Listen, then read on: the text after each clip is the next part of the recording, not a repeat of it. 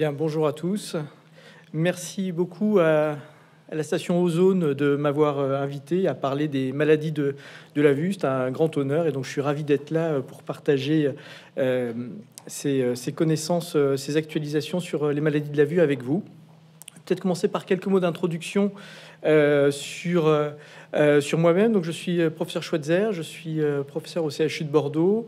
Je suis spécialisé en ophtalmologie et en glaucome et cataracte dans le service. Je suis également chef de pôle sur le site de Pellegrin. Et donc, j'ai fait mon cursus essentiellement à Bordeaux. Puis, j'ai également fait de la recherche à l'université de Londres. Alors, quand s'alerter sur les maladies de la vue? Eh bien, tout d'abord, il faut savoir qu'elles sont extrêmement fréquentes, ces maladies de la vue. Elles augmentent avec l'âge pour la plupart. Et malheureusement, pour la plupart d'entre elles, elles sont soit silencieuses, soit lentement évolutives, ce qui peut retarder le diagnostic, ou en tout cas l'alerte par le patient, et donc du coup retarder le diagnostic. Malvoyance et cécité, comment est-ce qu'on définit la malvoyance? Quand est-ce qu'on dit qu'on est aveugle? Eh bien, c'est défini par l'Organisation mondiale de la santé. La malvoyance est définie comme légère lorsque la vision est entre 3 et 5 sur 10, modérée entre 1 et 3 sur 10, et sévère lorsqu'on est entre 1 sur 10 et 1 sur 20. Et la cécité est qualifiée lorsque l'acuité visuelle centrale est inférieure à 1 sur 20, c'est-à-dire c'est le gros E quand vous allez chez l'ophtalmologiste. Si vous n'êtes pas capable de le lire, c'est que votre œil est qualifié d'aveugle. Alors le Lancet, qui est une revue internationalement connue et reconnue, qui est une revue scientifique indépendante, publie régulièrement l'état des lieux de la santé oculaire dans le monde et puis par zone géographique. Et donc en 2021, ils ont voulu regarder quelle était la santé visuelle en 2020 de la population mondiale et également de comparer les données par rapport à 1990 pour voir si nous nous sommes améliorés ou pas. Alors tout d'abord, les principales causes de cécité lorsqu'on a plus de 50 ans en Occident, puisque c'est rangé par grandes zones géographiques, donc l'Occident, c'est-à-dire l'Amérique du Nord et l'Europe occidentale, eh bien c'est le glaucome, la dégénérescence maculaire liée à l'âge et la cataracte. Et vous serez peut-être surpris de l'apprendre, mais les principales causes de malvoyance, et donc pour presque la moitié des cas, c'est la mauvaise correction optique. Et oui, puisque visiblement, il y a un problème d'accès à des corrections optiques adaptées. Et dans un tiers des cas, il s'agit de la cataracte. Ce graphique peut peut-être paraître un peu difficile à lire, mais vous allez vite le comprendre. Il étudie chaque pathologie. Vous voyez dans les couleurs rouges ou saumon les causes de malvoyance, et dans le vert ou dans le bleu, les causes de cécité. Vous avez la fréquence au niveau de l'axe vertical et l'âge sur l'axe horizontal. Et donc, qu'est-ce qu'on constate? Qu'évidemment, la cataracte est une cause de malvoyance et de cécité qui augmente avec l'âge. L'erreur réfractive, c'est-à-dire l'absence de correction optique, c'est-à-dire cette deuxième figure, bien en fait, évidemment, ça augmente avec l'âge, assez curieusement, puis évidemment, ça diminue puisque les patients développent d'autres pathologies ou sont opérés de cataracte éventuellement. On constate que le glaucome, les causes de malvoyance sont lentement évolutive avec l'âge, mais que vous voyez qu'à partir d'un certain âge, il y a une augmentation exponentielle du risque de cécité. Donc vous voyez que ça décolle, la zone bleu-vert décolle un petit peu. En bas à gauche, c'est la dégénérescence maculaire liée à l'âge. Donc vous ne serez pas surpris de voir qu'il y a très peu de cas à 60-70 ans et qu'à partir de 80 ans, il commence à y avoir une augmentation exponentielle. Donc au départ, il y a une malvoyance. Et ensuite, il y a une cécité qui se met en place et de façon exponentielle, un peu comme pour le glaucome. Ce sont donc deux pathologies assez importantes en ce qui concerne la cécité. La rétinopathie diabétique, bien évidemment, ce n'est pas trop lié à l'âge. Et puis après, il y a d'autres causes, évidemment. Quelle est l'évolution entre 1990 et 2020, c'est-à-dire en 30 ans? Eh bien, globalement, la santé mondiale s'est améliorée. Grâce à une meilleure connaissance des pathologies, une meilleure performance diagnostique, de meilleures capacités de traitement, et vous pouvez constater que l'ensemble des grandes pathologies ont une diminution de la fréquence en 30 ans. On a diminué la malvoyance, on a diminué la cécité liée à la cataracte de 22%, la correction optique de 23%, mais ça existait quand même. Le glaucome de 23%, donc d'un quart. La DMLA de 30%, donc on s'est quand même considérablement amélioré sur le diagnostic et le traitement. Et rétinopathie diabétique de 13%. En revanche, vous constaterez qu'en ce qui concerne la malvoyance, eh bien, on est toujours dans des proportions assez équivalentes, avec une diminution malgré tout de la fréquence de la malvoyance liée à ses principales pathologies, mais qui reste à peu près stable au cours du temps. Donc en fait, la médecine s'est améliorée, on diminue le risque de cécité, mais la malvoyance reste toujours un enjeu de santé visuelle. Alors, ce qu'on peut dire, c'est qu'il y a une augmentation en valeur absolue des causes de cécité et de malvoyance en Europe occidentale et en Amérique du Nord, par augmentation de la part de la population âgée, qu'il y a une diminution très significative de la fréquence de la cécité et de la malvoyance de toutes les pathologies, et c'est en lien avec les performances des outils diagnostiques que je vais vous montrer, des outils de dépistage également. Le dépistage est un enjeu majeur en santé visuelle, et des options thérapeutiques disponibles. Alors, quelles sont les causes de malvoyance et de cécité? Bon, je ne vais pas vous faire un cours de médecine, mais néanmoins, il faut quand même savoir de quoi on parle. Donc, voici une coupe schématique de l'œil. Vous avez ici la cornée. Vous avez donc ici la cornée. Le cristallin, c'est une lentille, un peu comme un verre optique, transparente, qui a une puissance assez forte, puisque c'est 20 dioptries. Donc les personnes parmi vous qui portent des lunettes savent à peu près à quoi correspond 1, 2, 3 dioptries. Donc là, on parle d'une lentille de 20 dioptries. Donc elle est essentielle pour faire converger la lumière jusqu'à la rétine. La rétine, qui est le tissu qui est en arrière de l'œil, qui réceptionne l'ensemble de la lumière. Et ensuite, cette lumière, cette image, cette information visuelle est intégrée au niveau de la rétine, au niveau des photorécepteurs, et l'information est ensuite véhiculée au niveau du cerveau, au travers du nerf optique. Donc l'image est focalisée nette grâce à la cornée et aux cristallins qui sont ici, en un point net sur la rétine. L'information est traitée par la rétine, par les photorécepteurs, et ensuite il y a 1 million de fibres optiques qui captent cette information, qui convergent vers le nerf optique.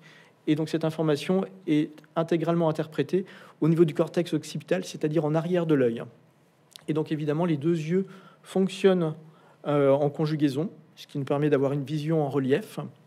Et les informations visuelles se croisent au niveau du cerveau.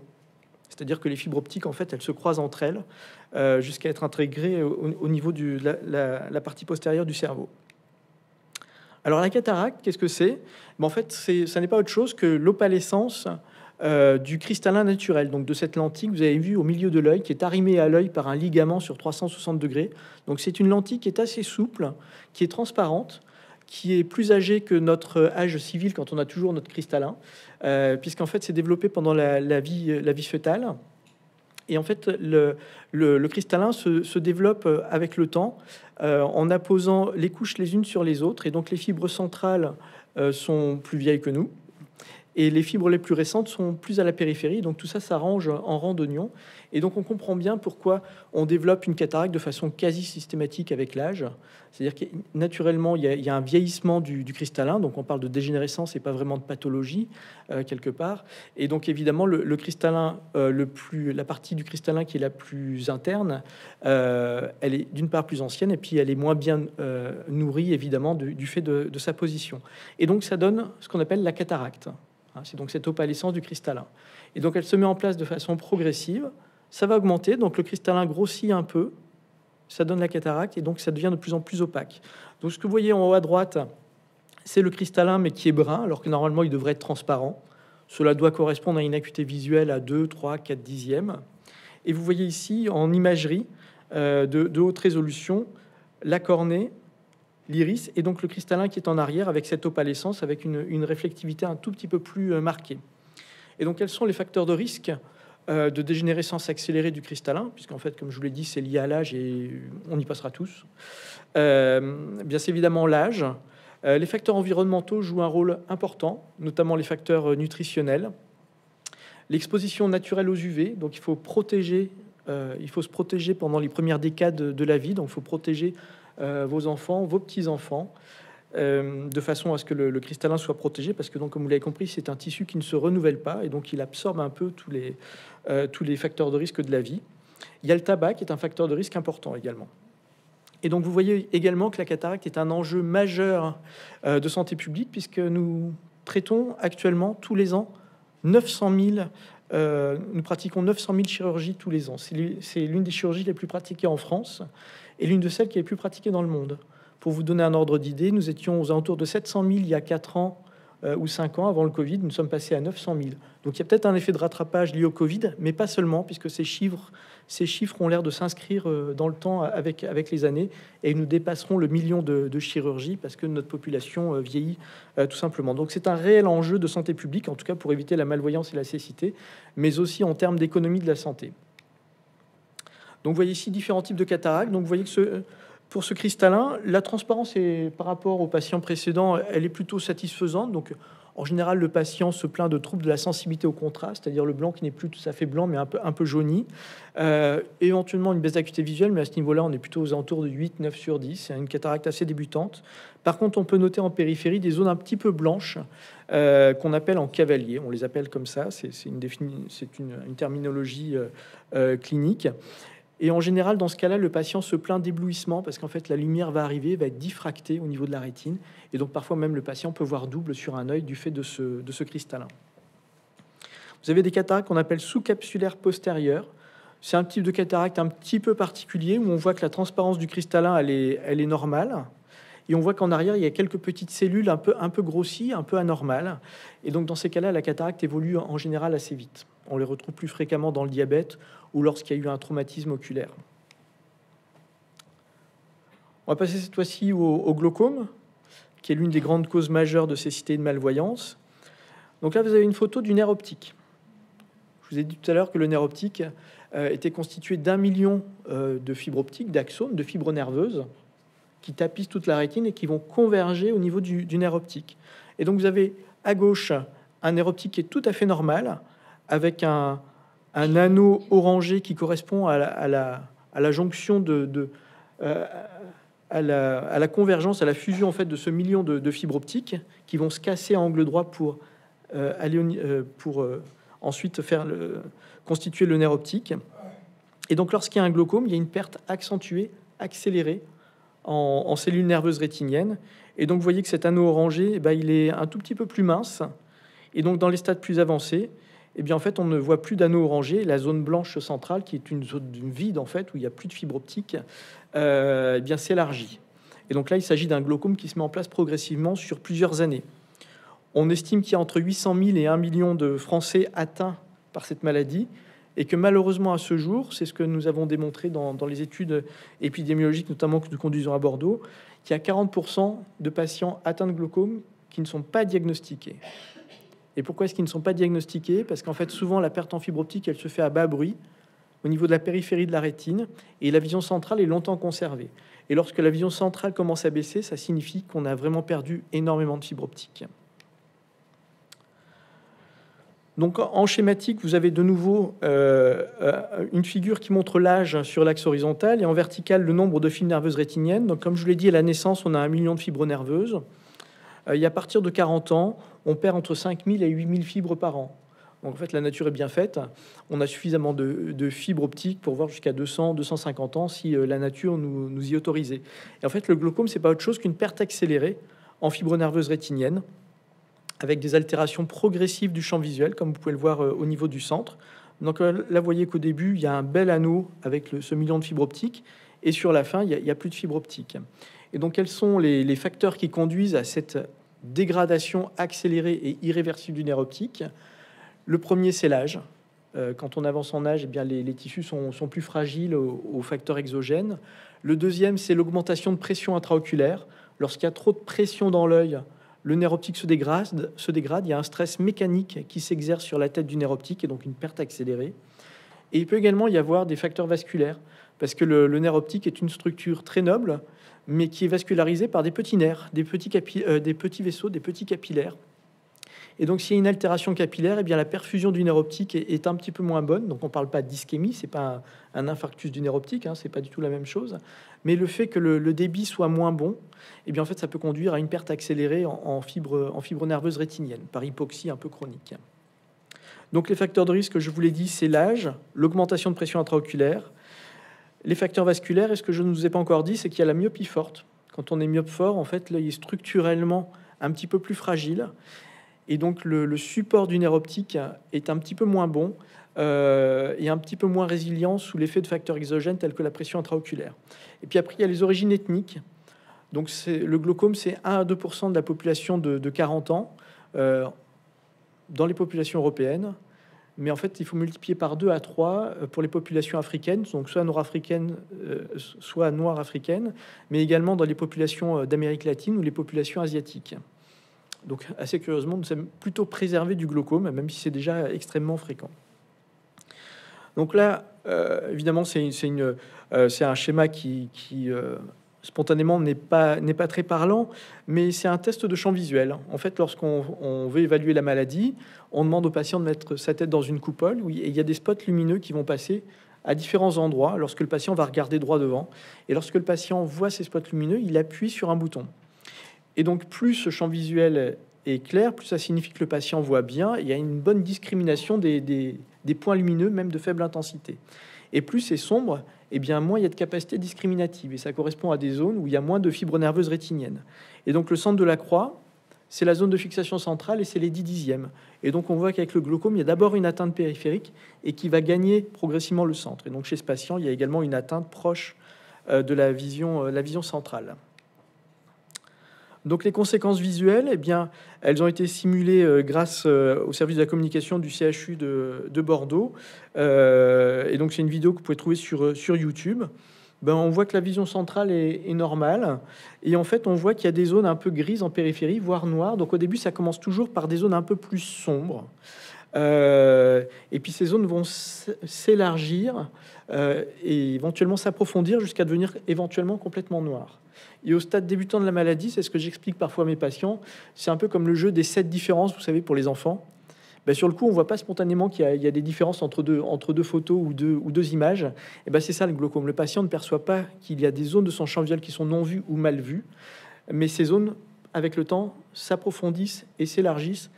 Et lorsque ça devient symptomatique, malheureusement, on est déjà à un stade extrêmement avancé. D'où la nécessité d'un dépistage. Troisième grande pathologie, la DMLA, ou dégénérescence maculaire liée à l'âge, très fréquente.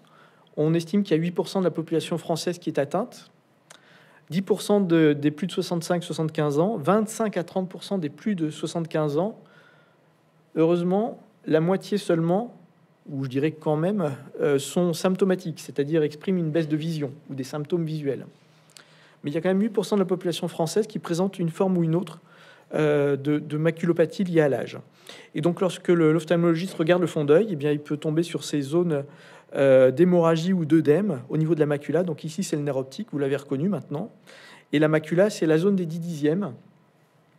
Eh bien, la DMLA, c'est l'atteinte de cette macula et donc de cette zone de fixation centrale.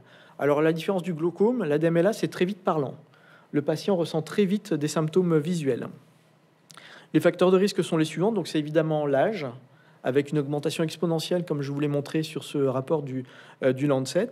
Les antécédents familiaux, on est beaucoup plus à risque de développer une DMLA si dans la famille, il y a déjà de la DMLA. La nutrition également, ça a clairement été démontré. Et le tabac également, de nouveau, qui est un facteur de risque assez important. Ce qui est assez intéressant à noter, c'est que le Japon a constitué un modèle assez intéressant d'études, parce que le Japon et la population japonaise est connue pour avoir une longévité assez importante et depuis plusieurs siècles.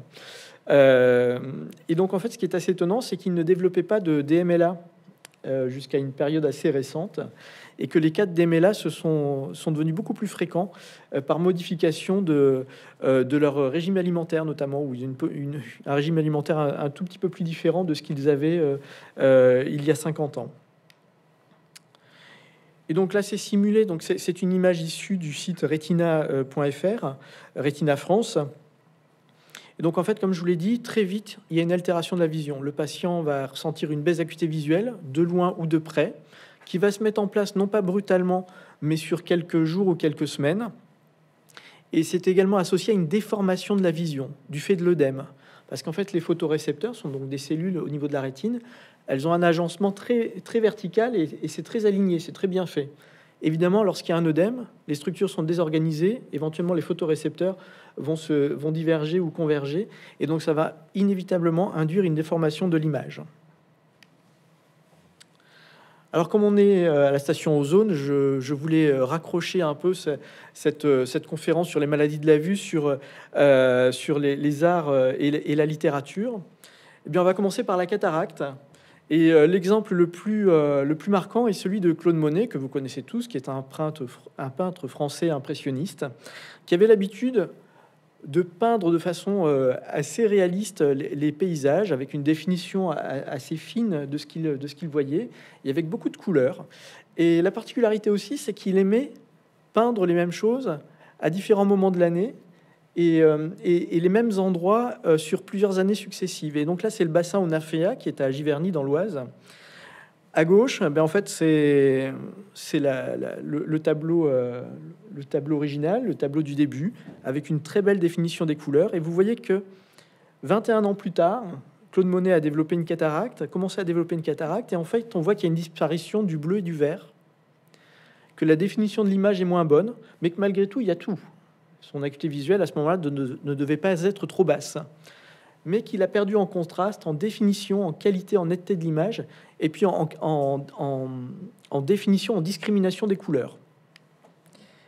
Et donc là, c'est 3 ans plus tard. Là, on peut facilement spéculer sur le fait qu'il avait une acuité visuelle qui était très basse. Et bien, c'est le même tableau. Le bleu et le vert ont complètement disparu. D'ailleurs, c'est ce qu'il disait lui-même. Il savait exactement où il rangeait ses tubes de peinture, et il disait lui-même qu'il ne les utilisait plus, alors qu'il savait qu'il devrait les utiliser. Et donc, on voit qu'il ne discerne plus grand-chose. Et donc là, lorsqu'il a fait ce tableau, il s'est fait opérer à ce moment-là. Il avait une acuité visuelle qui était à 1/10 d'un côté, 3/10 de l'autre. Et malheureusement, sa chirurgie s'est pas bien déroulée sur le premier œil. Même son chirurgien était content à l'époque parce qu'il avait fait tout ce qu'il fallait. Donc il n'avait pas vraiment récupéré. Et donc du coup, il a refusé de se faire opérer l'autre œil. Et puis il est décédé 3 ans après. Donc il faut quand même aussi savoir que la cataracte, comme vous l'avez compris, c'est très fréquent. Et que c'était aussi associé à un taux de mortalité accéléré, puisqu'en fait, on chutait plus facilement. Enfin, vous comprenez bien que si la vision est altérée, il y a plus de risques de chute et donc de fracture. Cette fois-ci sur le glaucome, donc j'ai repris un exemple pictural, cette fois-ci de Garibaldi, qui est un peintre un peu moins connu, qui est marseillais, qui était fasciné par la photographie, et qui lui aussi peignait avec une grande définition. Il y avait beaucoup de chromatisme, il y avait beaucoup de lumière dans ce qu'il peignait. Et donc là, c'est le port de Cassis. Donc là, je pense que ceux qui connaissent Cassis se rendent compte que ça a beaucoup changé. Mais enfin, néanmoins, c'est le port de Cassis au 19e siècle. Et donc, vous voyez qu'il y a beaucoup de lumière, le soleil, le reflet sur des bateaux sur la mer, etc. Et à droite, c'est le port de Marseille. Donc là aussi, avec beaucoup de détails, beaucoup de couleurs, surtout beaucoup de lumière. C'est ce qui le caractérisait. Et donc, au fur et à mesure qu'il a développé un glaucome, eh bien la définition, c'est aussi des immeubles, des images, c'est un peu altéré avec le temps. Et puis surtout, ce que vous pouvez constater, c'est que c'est beaucoup plus sombre. Il était fasciné par la photographie et la lumière, et là, tout est beaucoup plus sombre. D'ailleurs, il s'en rendait compte, et donc du coup, il ne faisait plus presque plus de peinture en plein jour, en midi solaire, et il avait tendance à le faire en temps orageux ou grisâtre, parce qu'il s'en rendait compte.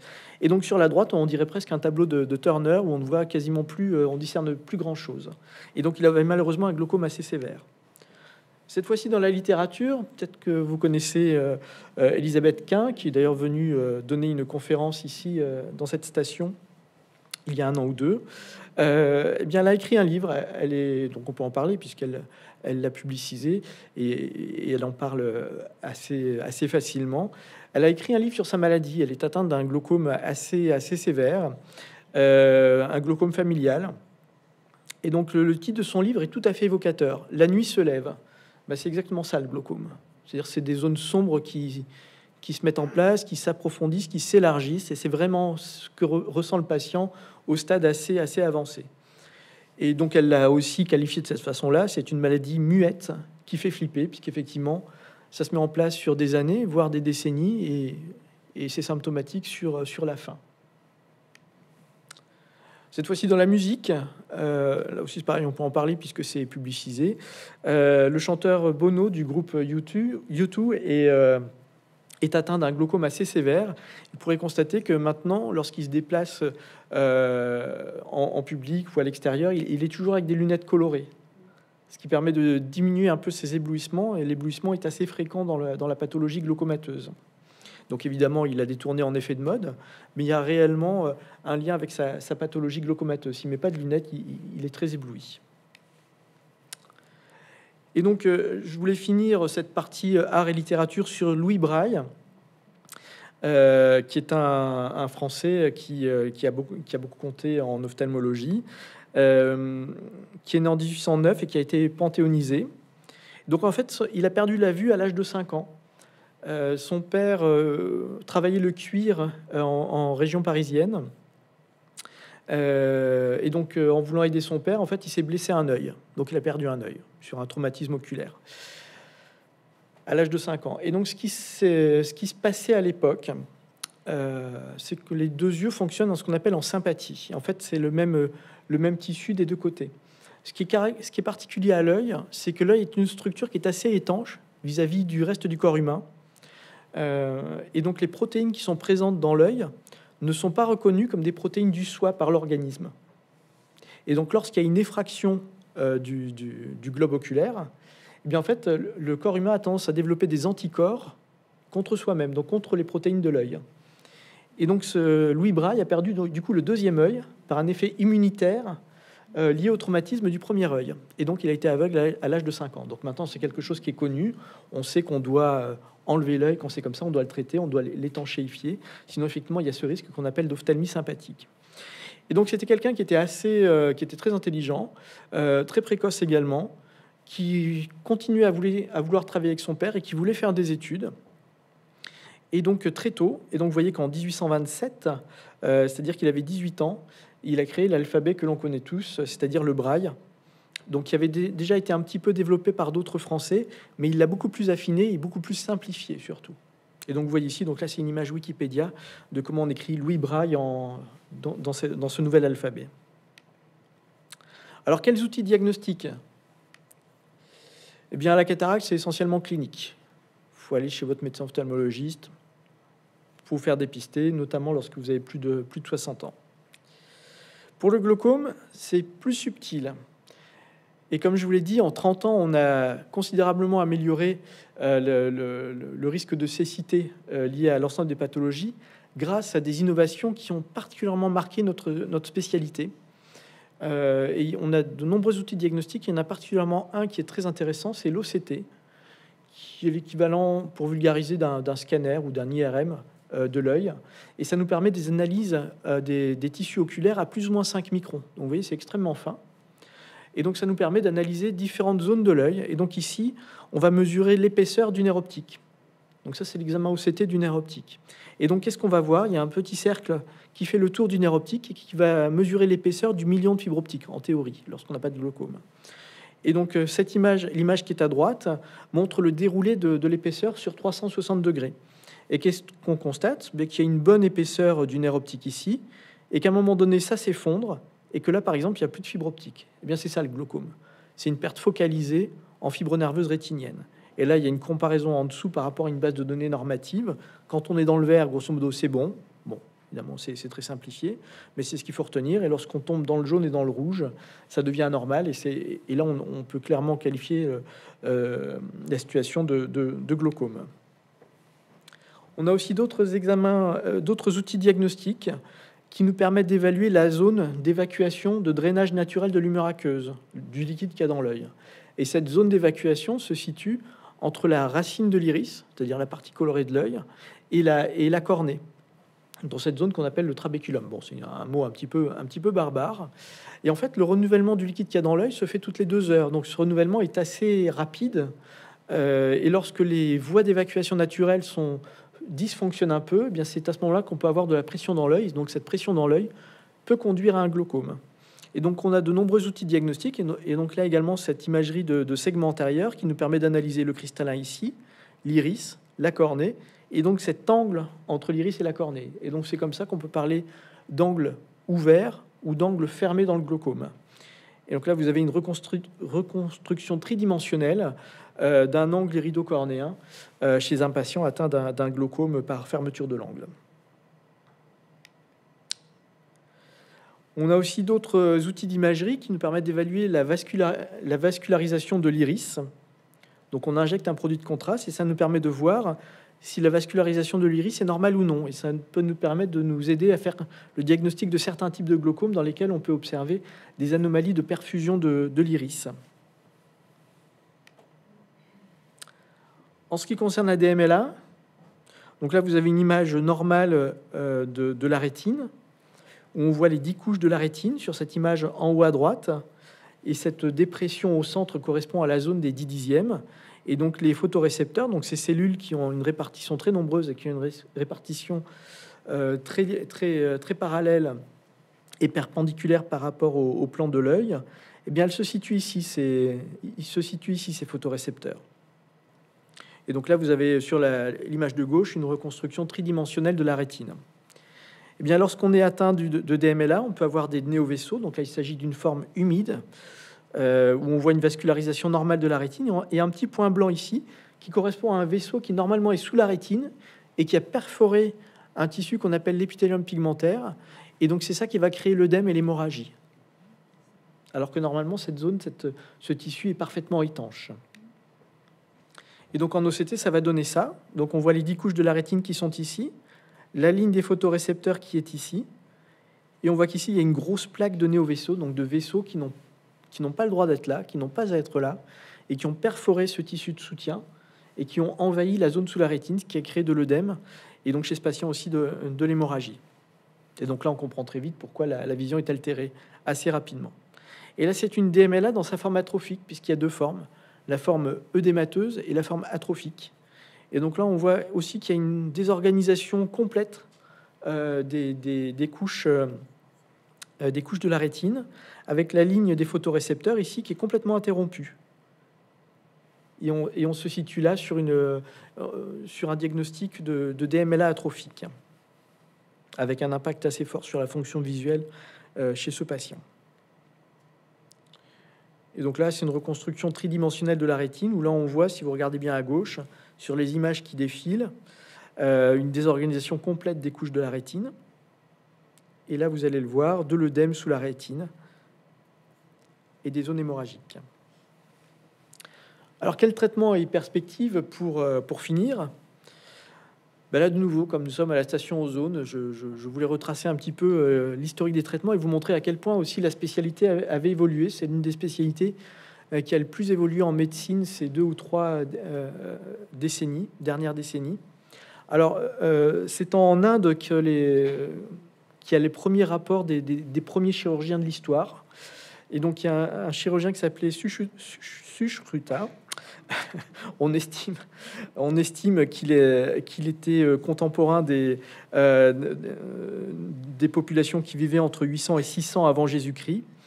Et donc, il tentait d'améliorer les situations des patients les plus malades dans son pays. Et il a décrit quelques techniques. Et donc, il a été l'un des premiers à décrire, a priori, la cataracte et de décrire les premiers abaissements du cristallin. Donc, c'était un peu barbare, certes. Ça nous paraîtrait barbare aujourd'hui, mais en même temps, c'était vraiment plein de bon sens, puisque en fait, ça consistait à abaisser le cristallin. Donc, évidemment, dans ce cas-là, on opérait des cataractes qui étaient blanches, avec des patients qui avaient des cécités complètes. Et le fait de faire tomber le cristallin au fond de l'œil, ça permettait aux patients de discerner les choses. Donc, évidemment, le cristallin n'était pas remplacé, donc ça donnait quand même une vision assez pauvre. Mais néanmoins, les patients changeaient de statut visuel.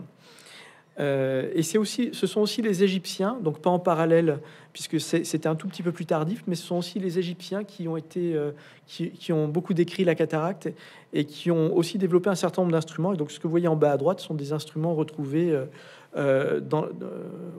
au niveau de sites de l'Égypte antique. Et puis après, bon, c'est tombé un peu à la fin de l'Antiquité. La chirurgie de la cataracte est un peu tombée. Enfin, on ne savait plus trop comment ça se traitait. Et en fait, c'est un Français qui a actualisé les techniques chirurgicales de la cataracte. C'était Jacques Daviel. Donc la France a beaucoup marqué l'évolution de l'ophtalmologie mondiale avec Louis Braille et avec d'autres exemples que je vais vous montrer. Et donc Jacques Daviel donc, était l'ophtalmologiste de Louis XV. Et donc il a décrit les premières techniques d'abaissement du cristallin, mais en faisant une incision. Alors elle était large, elle faisait 10 mm, donc 1 cm pour un œil, ce qui est quand même assez important.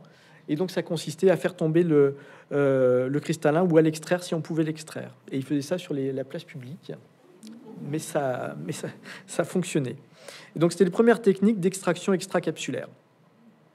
Donc il est normand et donc il a un certain nombre de statuts en Normandie. L'autre évolution majeure pour la chirurgie de la cataracte, bien, elle est intervenue un peu par hasard, parce que c'était bien beau de faire tomber le cristallin, mais en fait, j'ai dit tout à l'heure que le cristallin, c'était 20 dioptries. Donc, s'il nous manque 20 dioptries dans l'œil, il faut mettre 20 dioptries en lunettes.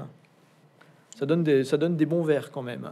Donc, c'était quand même pas... du coup, la chirurgie de la cataracte, c'était quand même une étape importante pour les patients lorsqu'ils en développaient une. Et ils attendaient un petit peu avant de se faire opérer. Et c'est un peu par hasard que l'histoire des implants intraoculaires s'est développée. Et c'est le développement des implants intraoculaires qui a permis le développement de nouvelles techniques pour la chirurgie de la cataracte. Puisqu'en fait, avant, on ne savait qu'enlever le cristallin ou le faire tomber, quelque chose comme ça, et puis c'était tout. Bien en fait, c'est un ophtalmologiste à Londres, Sir Ridley, qui a été anobli par la reine d'ailleurs, qui en fait opérait les patients... enfin, en fait, les pilotes de la Royal Air Force pendant la bataille d'Angleterre entre 40 et 41. Et en fait, il s'est aperçu que parfois, il pouvait y avoir des plaies du globe qui étaient auto-étanches. Ça arrive parfois, lorsque la plaie est très linéaire et l'œil cicatrise. Et en fait, il s'est aperçu qu'un certain nombre de pilotes avaient des débris dans l'œil, donc de PMMA, c'était le plastique des cockpits, et que ces biomatériaux étaient très bien tolérés. Il n'y avait aucune réaction inflammatoire, fibrineuse, ni quoi que ce soit autour. Et donc, en fait, il s'est dit, mais en fait, peut-être qu'on peut développer des implants, c'est-à-dire enlever le cristallin et remplacer le cristallin par un implant de ce biomatériau-là et qui va peut-être permettre de restaurer la vision. C'est-à-dire donc de remplacer le cristallin. On ne parle pas de l'enlever ou de le faire tomber, mais là, on parle de le remplacer. Et donc, c'est l'origine des premiers biomatériaux. Donc, vous voyez que c'est quand même assez récent. Et donc, c'est en 1949 que les premiers implants ont été posés au Royaume-Uni. Et donc, c'est à partir de là que l'ophtalmologie moderne, la chirurgie de la cataracte moderne, a commencé à se mettre en place. Et après, de fil en aiguille, si vous voulez, entre le développement des biomatériaux et le développement des techniques chirurgicales, le développement parallèle de ces deux innovations a permis d'aboutir là où nous en sommes aujourd'hui, c'est-à-dire la chirurgie de la cataracte moderne. Donc, pardon de vous montrer une vidéo chirurgicale, mais en même temps, je la trouve malgré tout assez propre entre guillemets et assez proche de ce qu'on fait actuellement. Donc cette vidéo n'est pas coupée, je vous la montre aussi parce qu'elle n'est pas coupée, elle est juste accélérée x8 et ça montre ce qu'on fait aujourd'hui pour enlever la cataracte. Donc vous voyez qu'on passe par une incision de 2 mm. On est aidé par des appareils un peu comme justement les pilotes d'avions de chasse ou comme dans les voitures modernes. Vous avez en surimpression des images qui se mettent sur l'œil grâce à des données qu'on mesure en préopératoire. On garde l'enveloppe du cristallin, on a fait une incision circulaire. Là, on met des gels anesthésiants pour que le patient n'ait pas mal. Et vous voyez qu'ensuite, on met un implant dans l'œil qui va remplacer le cristallin, toujours par cette incision de 2 mm. Et donc là, il s'agissait d'un implant torique, c'est-à-dire qu'on est passé de la chirurgie de la cataracte thérapeutique à la chirurgie de la cataracte un peu réfractive, où cette fois-ci, on mesure les choses de façon tellement précise que maintenant, on peut apporter la correction optique que l'on souhaite. Et puis, il y a d'autres techniques chirurgicales, le laser femtoseconde, qu'on a évalué dans le service, qui est une réelle innovation. On a traité beaucoup de patients à Bordeaux avec cette machine innovante, qui est aussi, on a démontré, on a publié d'ailleurs dans le Lancet que cette technique était aussi performante que la chirurgie de la cataracte actuelle par les ultrasons, mais par contre a été significativement plus chère. Et donc vous voyez que là, c'est un œil qui est fixé au laser. Et en fait, vous voyez qu'en quelques secondes, on peut faire toutes les incisions. Donc le petit damier que vous voyez, c'est la cataracte qui est transformée en petits cubes. L'incision de la cornée, en fait, c'est les zones orange en surimpression. En violet, c'était l'incision de la capsule antérieure. Et donc, vous voyez qu'en moins d'une minute, l'ensemble des incisions sont faites. Et avec cette technique, il ne restait plus qu'à aspirer les éléments et mettre l'implant à la place. Donc, voilà où nous en sommes actuellement avec la chirurgie de la cataracte, qui est une chirurgie qui est extrêmement aboutie. Et c'est aussi pour cette raison qu'on fait beaucoup de chirurgie en France. Et c'est aussi pour cette raison que la cataracte en tout cas aujourd'hui, n'est pas un sujet de malvoyance ou de cécité dans ce pays, puisque nous savons les diagnostiquer et nous savons les traiter. Mais il y a un enjeu, cette fois-ci, du coup, de santé publique et de modèle économique, qui de toute façon est amorti, puisque le service médical rendu est important, mais ça coûte quand même cher à la société. En ce qui concerne le glaucome, eh bien là, cette fois-ci, c'est l'Université de Bordeaux qui est à l'honneur. C'est un ophtalmologiste français qui s'appelait Pierre-Félix Lagrange, qui est professeur donc, à l'Université de Bordeaux, et qui a décrit les premières techniques de chirurgie du glaucome au début du XXe siècle, qu'on appelait l'intervention de Lagrange. Donc c'est un Allemand qui a décrit les premières techniques qui consistaient à faire une incision au niveau de l'iris, c'est-à-dire la partie colorée de l'œil, pour que le liquide qu'il y a dans l'œil circule mieux. Et puis après, bon, il s'est rien passé pendant quelques décennies. Et ensuite, Pierre-Félix Lagrange a décrit les premières techniques de chirurgie du glaucome qui consistaient à améliorer le drainage de l'humeur aqueuse, donc du liquide qu'il y a dans l'œil, et de l'extérioriser. Et ensuite, cette technique a été popularisée par un Américain en 1968. Et donc, les traitements actuels du glaucome sont les suivants. Il y a tout d'abord des traitements laser. Donc là, on se situe dans l'angle entre l'iris et la cornée, donc la voie d'évacuation de l'humeur aqueuse, ce qu'on appelle le laser SLT, un laser qu'on fait en consultation et qui permet d'abaisser la pression intraoculaire chez certaines catégories de patients lorsque l'angle est ouvert. Et donc, vous voyez ce spot rouge. La technique est finalement assez simple, donc il faut par contre que ce soit bien focalisé. Et donc, ça permet au tissu de mieux se renouveler, et donc au liquide qu'il y a dans l'œil, l'humeur aqueuse, de mieux s'évacuer. Là, ce sont les techniques de chirurgie filtrante du glaucome qu'on appelle sclérectomie profonde. Donc, c'est la technique, si vous voulez, de Lagrange, mais en amélioré du coup.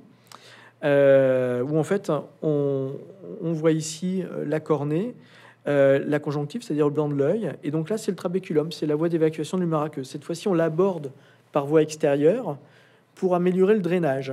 Et donc là, vous avez une imagerie de haute résolution qu'on fait en temps réel pendant la chirurgie et qui nous permet de voir l'épaisseur des tissus. Et donc ça, c'est avant le pelage des tissus. Et on voit que c'est assez épais, donc il y a une résistance à l'écoulement du liquide qu'il y a dans l'œil. Et donc là, c'est après avoir enlevé cette couche pathologique, on voit que cette zone est beaucoup plus mince et donc ça fonctionne beaucoup mieux. Puis il y a d'autres traitements, d'autres dispositifs de drainage qui ont été développés depuis à peu près 10-15 ans.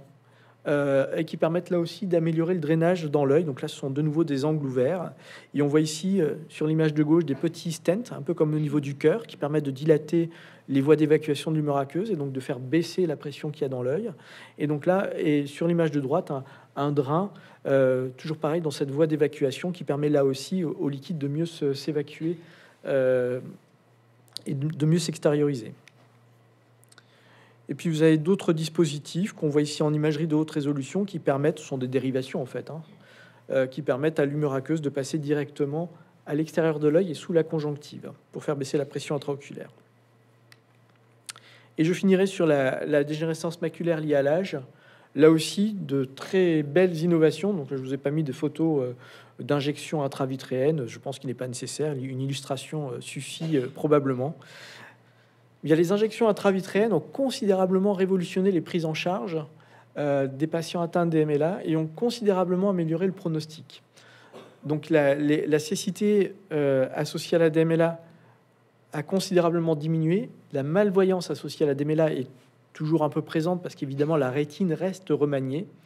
Mais le fait de faire ces injections dans l'œil de produits qui vont scléroser ces vaisseaux que je vous ai montré tout à l'heure, eh bien permet de diminuer l'œdème et donc permet d'améliorer les performances visuelles. et donc de maintenir plus longtemps, en tout cas, les fonctions visuelles. Donc ça, c'est pour les injections intravitréennes. Et ensuite, ça paraît banal, mais ça ne l'est pas du tout, puisque ce sont de réelles études qui ont démontré le bienfait de compléments alimentaires au stade précoce de la maladie ou au stade d'atrophie. Donc ça n'empêche pas l'évolution vers une dégénérescence maculaire liée à l'âge, mais ça va ralentir son évolution. Et c'est suffisamment rare pour être souligné. Là, il y a une belle étude qu'on appelle randomisée, c'est-à-dire les patients ont été tirés au sort, c'est-à-dire complément alimentaire versus pas de complément alimentaire. Et donc les patients qui ont été tirés au sort dans le bras complément alimentaire avaient réellement un risque diminué de développer une forme de DMLA atrophique. Donc pour conclure, quand s'alerter lorsqu'on a au sujet des maladies de la vue? Bien tout d'abord, lorsqu'on présente une anomalie de la vision, ça c'est le bon sens, mais lorsqu'on a plus de 50 ans, il est toujours bon de consulter lorsqu'on a une baisse de vision, lorsqu'on a des taches, lorsqu'on a des déformations. On dépiste encore aujourd'hui trop de maladies à des stades avancés. Évidemment, lorsqu'on a des antécédents familiaux de maladies oculaires, de glaucome et de DMLA notamment. Également lorsqu'on porte des lunettes, lorsqu'on est myope ou très hypermétrope. Donc c'est toujours bien, notamment à partir de 40 ou 50 ans, de se faire dépister pour les principales maladies oculaires. Et puis un bilan systématique après 50 ans. Donc c'est très important. Le dépistage est vraiment une partie importante de la prise en charge des maladies visuelles. Il y a une étude américaine qui montrait que les facteurs de risque de diminution d'accès aux soins lorsqu'on a des pathologies visuelles étaient évidemment la distance par rapport à un ophtalmologiste, mais pas seulement. Il y a aussi les catégories socio-professionnelles. Malheureusement, moins on est éduqué et moins on est sensible aux maladies de l'œil, et puis moins on va consulter, alors qu'on pourrait prendre sa voiture pour aller voir un ophtalmologiste. Lorsqu'on n'a pas d'antécédents familiaux dans la famille de maladies oculaires, on a tendance à moins aller voir le médecin ophtalmologiste. Et donc, du coup, le dépistage est vraiment quelque chose d'important qui doit se structurer. Voilà, je vous remercie de votre attention.